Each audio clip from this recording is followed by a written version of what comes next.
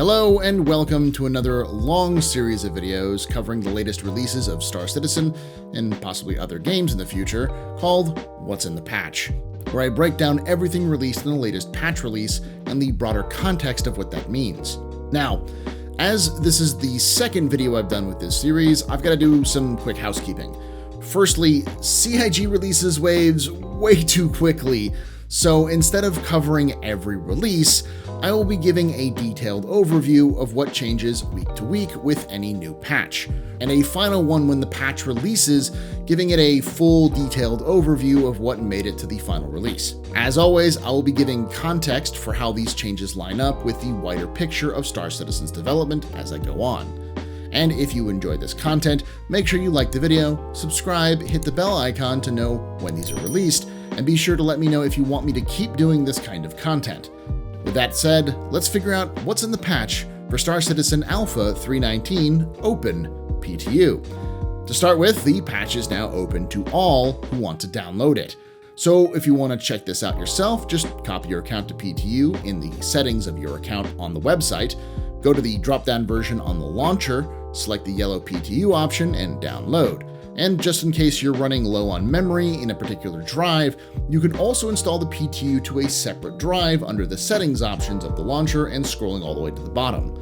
You will have to change the route at the bottom if you want to play the live to go back to where your actual live version is, but since I know a lot of folks, myself included, have had issues with space to have both versions installed, that is a quick little hack. Next is something I neglected to add in the last video, but there's been some major changes to mining balance. CIG had been discussing these changes for a while and have now fully added them. This is effectively a balance pass on mining, with the goals of CIG being to make mining more approachable, increase the value of mining common and uncommon materials, while decreasing overall reliance on quantanium. They also want to create a more realistic and uneven distribution of mineable materials with variation in resource attributes, sizes, and masses. Lastly, they wanted to make the mole a viable means to mine materials. They've said that they don't want to make prospect mining obsolete, but they do want to ensure that people gravitate towards moles for larger jobs. This means for larger rocks, it's ideal to use the mole versus the smaller rocks. This shouldn't be forcing players to use moles for larger gigs, just making it so that the moles are actually viable as a play option. This is an extensive overhaul that I don't have time to go to in detail, but I will give you the breakdowns of what this system is to give you an idea of just how in-depth the changes have been. First of all, as I mentioned earlier, there is now a hierarchy of minables. Standard, which is a base resource of a mineable like iron, common like beryl, uncommon like gold, and rare like quantanium. This means that you're almost always guaranteed a standard resource and maybe a common resource, with uncommon and rare resources being harder to find. Now, part of this change also distributed these minables in specific areas, like Ariel having higher chance of having quartz and iron on it. These minables also affect the properties, mass, and size of the rock they're in. Thus, metals might cause a rock to have a higher mass and a higher stability versus other materials. They also added a new rare hand mineable called Jalonite, which I hear is only found in caves, though I don't know that for a fact.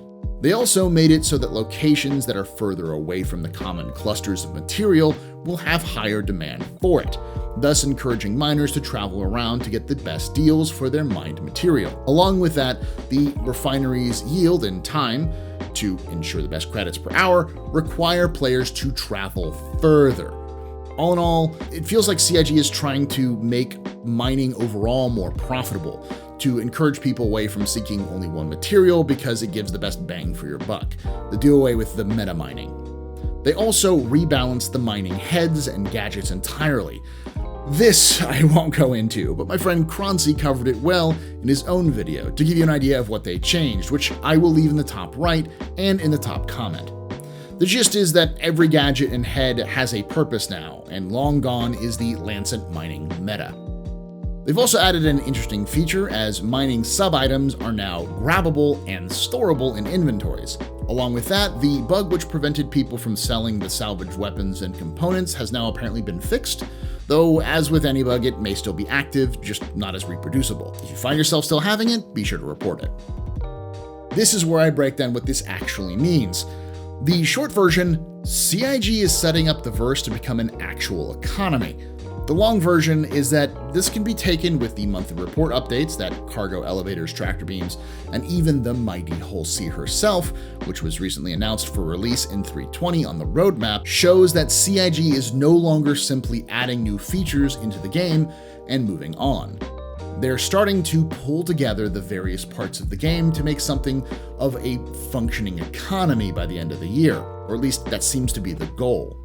Lastly, they ran the halls for Invictus Launch Week recently, which included the empty stand for the much anticipated MISC Fury. The stand itself was fairly small, so it's likely going to be a small ship, but we got no other information otherwise.